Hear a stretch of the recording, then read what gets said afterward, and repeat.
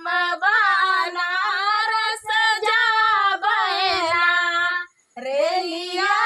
रोका टिकट दे बाबू हम बनारस जाबेना जाऊ तू पियाऊ बनारस जाब्या जाऊ तू पियाऊ बनारस जाब्या हमारे भैया के बोलाइदा हम नहीं हरवा जाबेना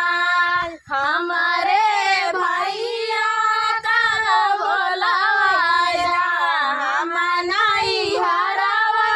जाबेना रेलिया रोका टिकट के बाबू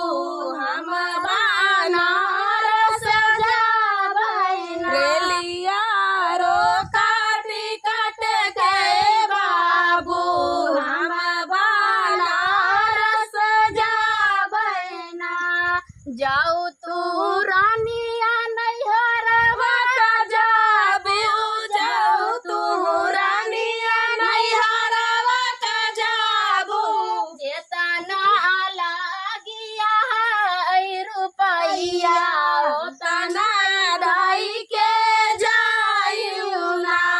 जेतना लागिया है रुपैया ओतना दाई के जाइयो ना रेलिया रोका टिकट के बाबू हम बनारस जाबेना रेलिया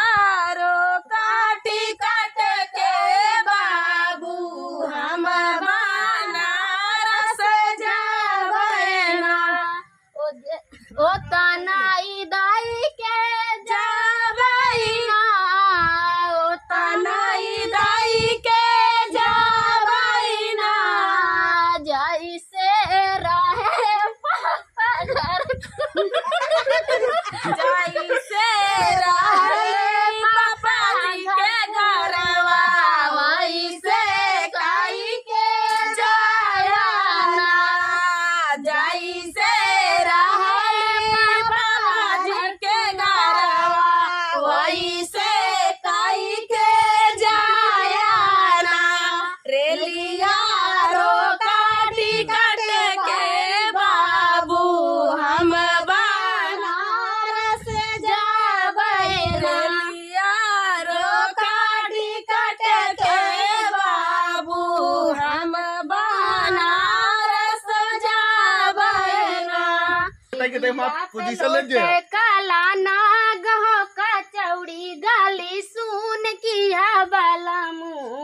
से जिया पलोटई काला नाग हो कचौड़ी गाली सुन किया बलमू से जिया पलोटई काला नाग हो कचौड़ी गाली सुन किया बलमू से जिया पलोटई काला नाग हो कचौड़ी गाली सुन किया बलमू मिर्जापुर में किया गुलजरिया मिर्जापुर में किया गुलजरिया मिर्जापुर में किया गुलजरिया मिर्जापुर में किया गुलजरिया कचौड़ी गाली सुन किया बलमू कचौड़ी गाली सुन किया बलमू से जिया पलोटई काला नाग हो कचौड़ी गाली सुन किया बलमू से जिया पलोटई काला नाग हो कचौड़ी गाली सुन किया बलमू वही मिर्जापुर से उड़ली जहाजिया वही मिर्जापुर से उड़ली जहाजिया पियाऊ कलई गराई मुन कचौड़ी गाली सुन किया बलमू पियावा कलई गराई मुन कचौड़ी गाली सुन किया बलमू से जिया पलोटई काला नाग हो कचौड़ी गाली सुन किया